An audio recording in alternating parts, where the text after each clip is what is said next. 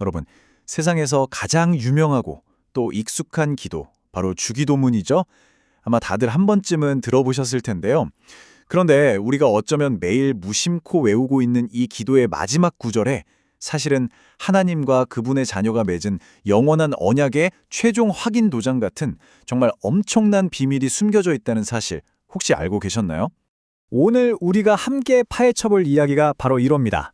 이 기도를요, 단순히 뭔가를 해달라는 요청이 아니라 훨씬 더 강력하고 확정적인 바로 언약의 관점에서 다시 한번 들여다보는 거죠. 자, 지금부터 그 비밀의 문을 같이 한번 활짝 열어보겠습니다. 자, 이 비밀을 푸는 첫 번째 열쇠가 바로 우리를 시험에 들게 하지 마옵시고 이 구절에 숨어 있어요. 근데 여기서부터 딱 막히는 부분이 생깁니다. 수세기 동안 수많은 신학자들을 고민하게 만든 일종의 모순인데요. 아니, 하나님이 당신의 백성을 시험하신다고 분명히 나와 있는데 또 동시에 하나님은 아무도 유혹하지 않으신다니. 이게 대체 무슨 말일까요? 이 복잡해 보이는 문제의 답은요, 바로 목적에 있습니다. 하나님의 시험과 사탄의 유혹은 그 목표 자체가 완전히 달라요. 하나님의 시험이 우리를 성장시키기 위한 긍정적인 훈련, 뭐랄까, 믿음의 근육을 키워주는 과정이라면 사탄의 유혹은 처음부터 우리를 파멸시키려고 파놓은 악의적인 함정인 셈이죠.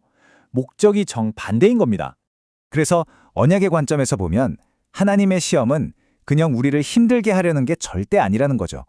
오히려 당신의 모든 것을 물려줄 상속자, 바로 우리를 더 강하게 만들려는 아버지의 사랑에 담긴 교육. 이걸 바로 언약적 훈련이라고 부를 수 있는 겁니다. 그렇다면 주기도문에서 말하는 시험에 들게 하지 마옵소서는 대체 뭘까요? 네, 그건 바로 우리를 파멸로 이끄는 사단의 유혹을 가리키는 겁니다. 언약관계 안에 있는 자녀가 아버지에게 아버지, 저 악의적인 함정, 우리의 언약을 깨트리려는 저 덫에 제가 빠지지 않도록 제발 저를 꽉 붙들어 주세요 라고 외치는 아주 간절하고도 당연한 요청인 거죠. 자, 시험의 의미는 이제 좀 명확해졌죠. 그럼 기도의 그 다음 부분, 다만 악에서 구하옵소서, 이건 어떨까요? 여기에도요, 우리가 전혀 상상하지 못했던 진짜 놀라운 반전이 하나 더 숨어 있습니다.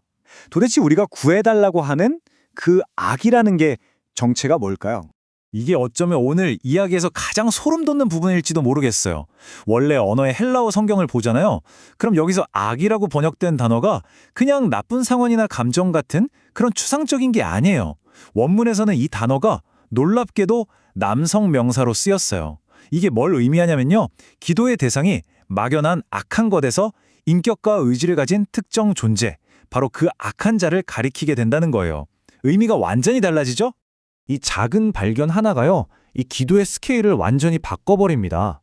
이건 더 이상 오늘 하루 나쁜 일 없게 해주세요 같은 소소한 기도가 아니게 되는 거예요. 이건 바로 언약의 주인이신 예수님을 대적했던 바로 그 존재, 언약의 철천 원수인 그 악한 자를 향한 영적 전쟁 선포문이 되는 겁니다. 기도의 판이 그냥 뒤집어지는 거죠. 그런데 말이죠, 이 위대한 언약의 여정에는 정말 충격적인 결말이 예언되어 있습니다. 요한계시록을 보면 마지막 싸움에서 설 한 편이 져요. 심지어 죽임을 당한다고까지 나와요. 아니, 세상에, 이게 어떻게 된 일일까요? 이긴다면서요? 근데 진다고요? 바로 여기에 이 모든 이야기의 가장 심오하고 역설적인 진실이 숨어 있습니다. 언약의 관점에서 볼 때 눈에 보이는 패배는 절대 끝이 아니거든요. 오히려 가장 완벽한 승리의 공식, 바로 그 재현입니다. 왜냐고요? 우리의 대표이자 언약의 완성자이신 예수 그리스도께서 십자가라는 가장 끔찍하고 처참한 패배를 통해서 악의 세력의 머리를 박살내셨기 때문이죠. 맞습니다. 게임은 이미 끝났어요. 가장 중요하고 가장 결정적인 전투는 사실 2000년 전에 이미 승리로 끝났습니다. 예수님께서 광야의 유혹을 이겨내셨고 십자가에서 모든 악의 권세를 무력화시켰고 부활로 죽음과 그 악한 자에 대한 최종 승리를 도장 쾅 하고 찍으신 거죠. 가장 중요한 전쟁은 이미 끝났습니다.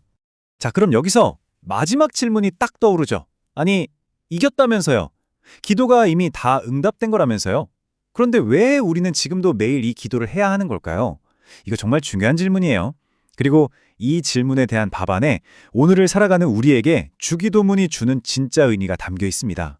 우리가 이 기도를 계속하는 이유는 크게 세 가지로 정리해 볼 수 있어요. 첫째는 현실을 제대로 보자는 거예요. 큰 전쟁은 이겼지만 우리 일상 속에서 벌어지는 작은 전투들은 여전히 계속되고 있거든요. 둘째는 감사하기 위해서예요. 이미 우리에게 주어진 이 어마어마한 승리에 대해 날마다 기억하고 감사하는 거죠. 그리고 마지막 세 번째는 이 기도가 우리 삶의 방향을 잡아주는 나침반이 되어주기 때문입니다. 최종 승리를 향해서 말이죠. 그러니까 결론적으로 주기도문의 이 마지막 구절은요. 우리가 아직 갖지 못한 승리를 달라고 애원하는 그런 기도가 아니에요. 오히려 눈에 보이는 현실, 그 너머에 있는 진짜 승리를 믿음으로 붙잡고 나는 이미 내 것이 된 그 승리를 오늘 이 자리에서 살아내겠습니다. 라고 선포하는 아주 강력한 선언인 겁니다. 그래서 이 기도는 단순한 부탁을 넘어서서 어떤 힘든 현실 속에서도 나는 절대 질 수 없어. 왜? 나는 이미 승리하신 왕의 자녀니까. 라는 나의 진짜 정체성을 다시 한번 확인하고 선포하는 가장 강력한 언약적 결단이 되는 거죠. 자, 오늘 여러분은 어떤 현실을 살아가시겠습니까?